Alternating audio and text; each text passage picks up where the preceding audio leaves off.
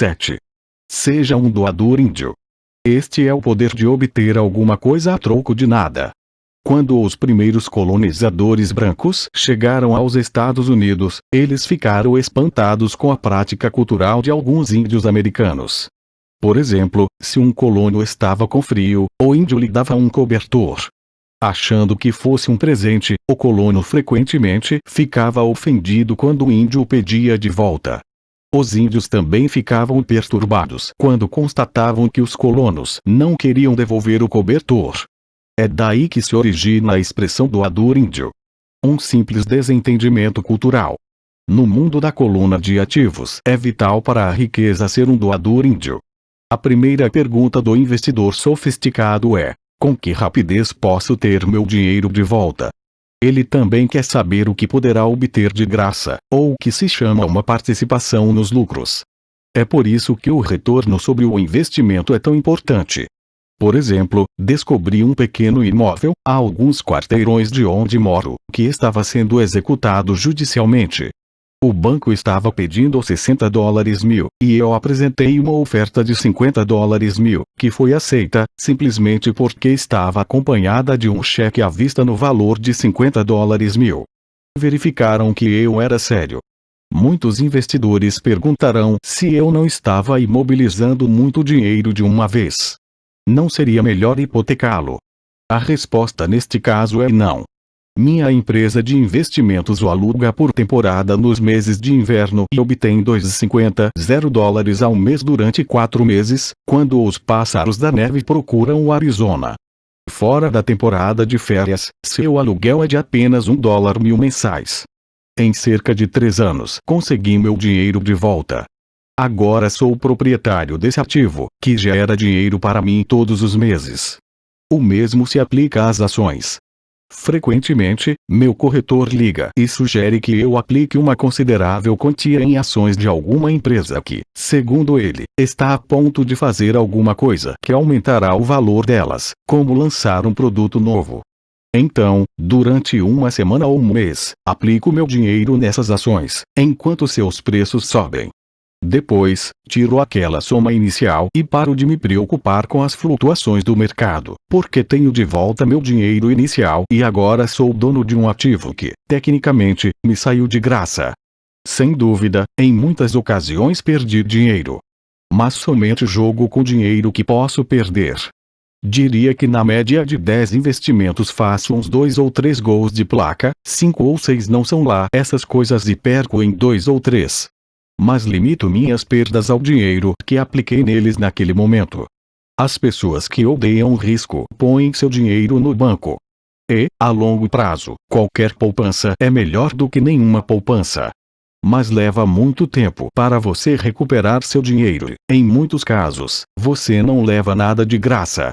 Eles costumavam dar torradeiras, 28, mas atualmente isso está ficando mais caro. Em todos os meus investimentos precisa haver algo mais, algo de graça. Um imóvel, um lote de terreno, uma casa, ações, escritórios. E o risco deve ser limitado ou deve ser uma ideia de baixo risco. Há livros inteiros que tratam deste assunto de modo que não me estenderei aqui. Ray Kroc, do McDonald's, vendia franquias de hambúrgueres não porque gostasse do sanduíche, mas porque queria os terrenos das franquias de graça. Investidores sábios devem dar mais atenção ao retorno sobre o investimento. São os ativos que você obtém de graça depois que você recebe seu dinheiro de volta. Isso é inteligência financeira. 8. Ativos compram supérfluos. O poder do foco. O filho de um amigo estava desenvolvendo um hábito desagradável de gastar demais. Aos 16 anos naturalmente desejava ter seu carro. A desculpa: os pais de todos os seus amigos tinham comprado um carro para o filho. O garoto queria pegar suas poupanças e dar a entrada para o carro. Foi aí que o pai me procurou. Você acha que devo fazer o que ele quer ou deveria fazer como os outros pais e dar um carro para ele? Minha resposta: a curto prazo pode ser bom, mas o que você lhe terá ensinado a longo prazo? Você não pode usar seu desejo de ter um carro e incentivar seu filho a aprender alguma coisa. De repente se acendeu uma luz e ele foi correndo para casa. 2 meses depois voltei a encontrar meu amigo. Seu filho já está com um carro? Perguntei. Não. Mas lhe dei $3.000 para comprar o carro. Falei para ele usar meu dinheiro em lugar do seu dinheiro, reservado para a universidade. Você foi bastante generoso, respondi. No entanto, o dinheiro veio acompanhado de uma condição. Segui sua orientação para usar seu desejo por um carro como incentivo para que aprendesse alguma coisa. E qual foi a condição? Perguntei. Bom, primeiro voltamos a jogar seu cash flow. Jogamos e tivemos uma longa discussão sobre o uso sábio do dinheiro. Fiz para ele uma assinatura do Wall Street Journal e comprei alguns livros sobre mercado de ações. E daí? Indaguei. O que fez? Falei que os $3.000 eram dele, mas que ele não poderia comprar o carro direto. Ele deveria usar o dinheiro para comprar e vender ações, achar seu próprio corretor, e quando tivesse ganho $6.000, metade ele poderia usar para comprar o carro e o resto devia colocar na poupança para pagar a faculdade. E o resultado? Continuei. Bem, teve sorte nos primeiros negócios, mas daí a pouco perdeu tudo. Então começou a ficar interessado de verdade. Hoje, ainda lhe faltam uns $2.000 e está mais interessado ainda. Leu todos os livros que dei e pegou outros na biblioteca. Lê avidamente o Wall Street Journal, acompanhando os indicadores, e assiste a CNBC em vez da MTV e está aprendendo muito. Ele sabe que se perder dinheiro vai ter de andar a pé mais uns 2 anos. Mas não está preocupado.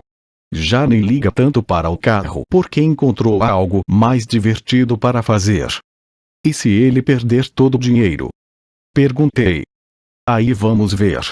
Prefiro que ele perca tudo agora do que ter de esperar chegar à nossa idade para arriscar a perder tudo. E, além do mais, esses são os melhores $3.000 que gastei com sua educação.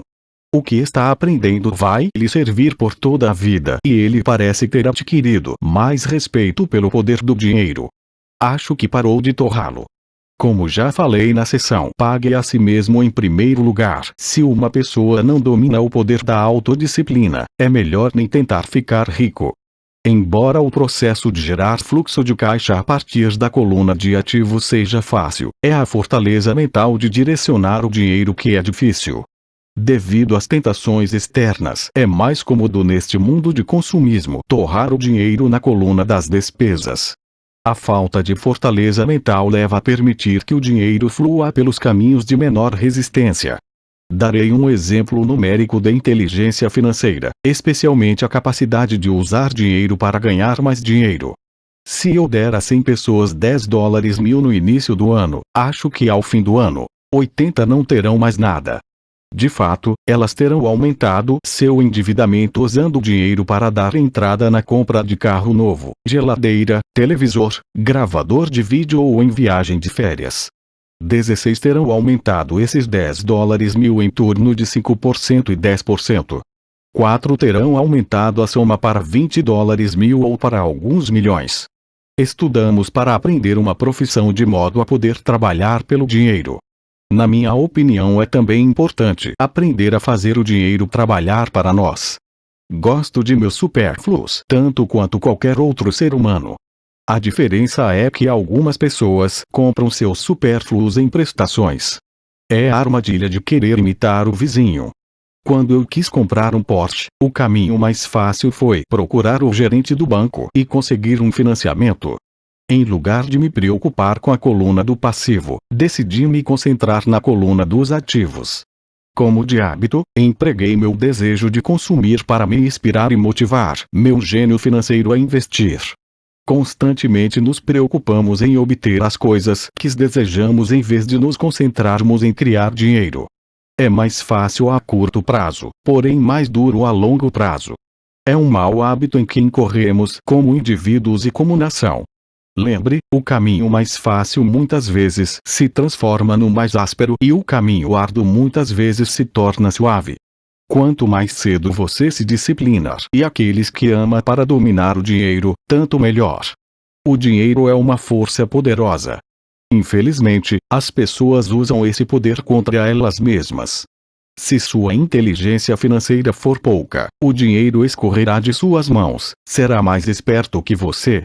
Se o dinheiro for mais esperto, você trabalhará toda a sua vida. Para ser o senhor do dinheiro, você precisa ser mais esperto do que ele. Então o dinheiro fará o que você mandar. Ele lhe obedecerá. Em vez de ser escravo, você será o senhor. Isso é inteligência financeira. 9. A necessidade de heróis. O poder do mito. Quando eu era garoto, admirava profundamente Willie Maes, Anka Agon e Yogi Berra. Eles eram meus heróis.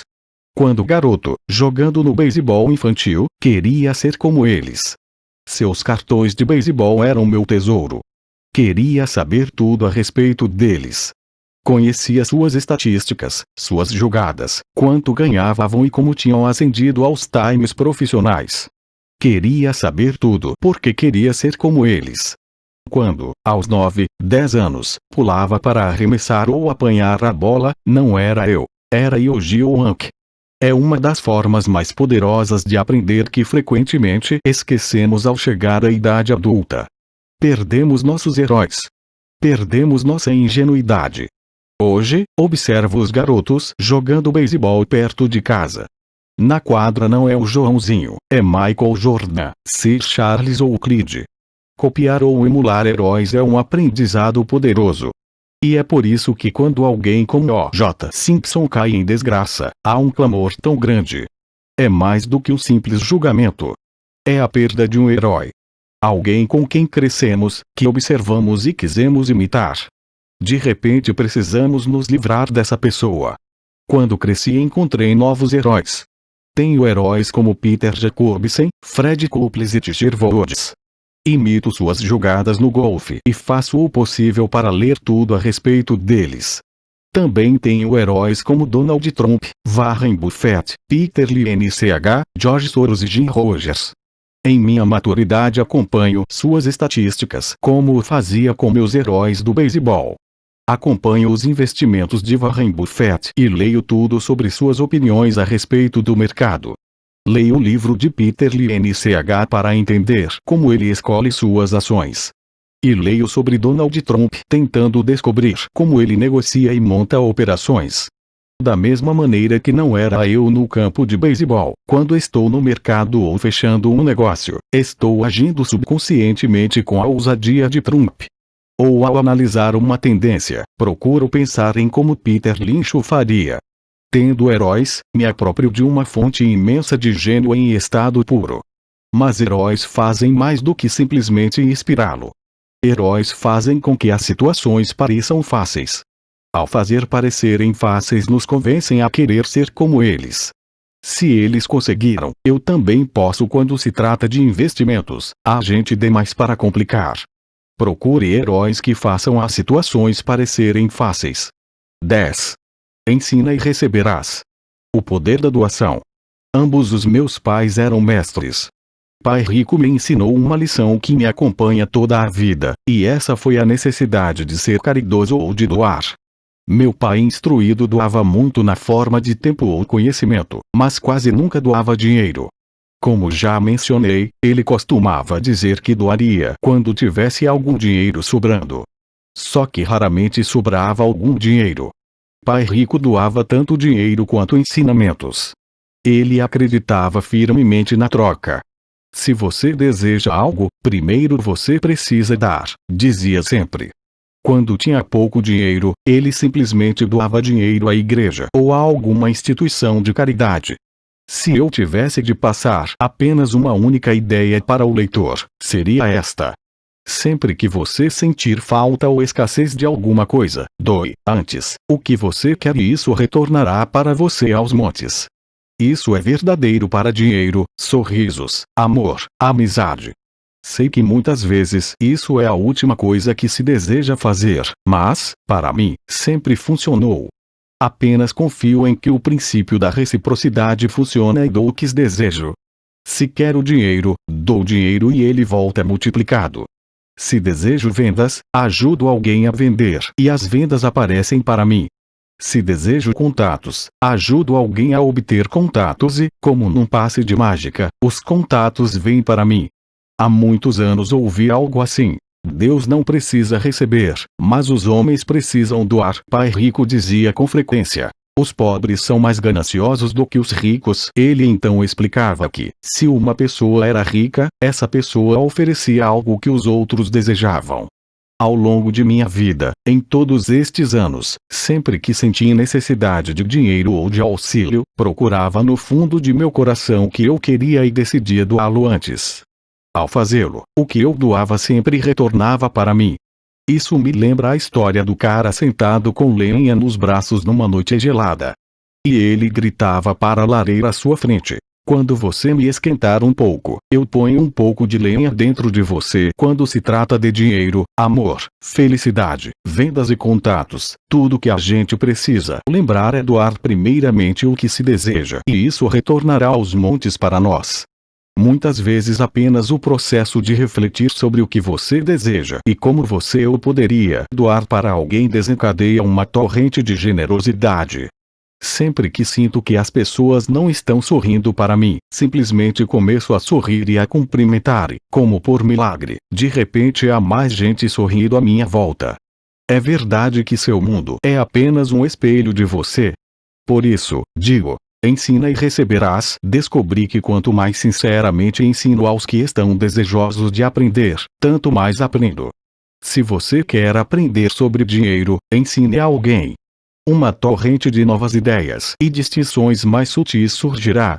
Houve momentos em que doei e nada retornou ou em que o que recebi não era o que eu desejava. Mas depois de refletir e examinar minha alma, concluí que em vez de doar por doar, eu estava doando para receber. Meu pai ensinava professores e se tornou mestre dos mestres. Pai Rico sempre ensinava aos jovens seu jeito de fazer negócios. Em retrospecto, foi a generosidade deles com que eles sabiam que os fez melhores. Há neste mundo poderes muito mais fortes do que nós. Você pode chegar lá por si mesmo, mas chegará mais rápido com o auxílio dos poderes superiores. Tudo de que precisa é ser generoso com o que você tem e os poderes superiores serão generosos com você.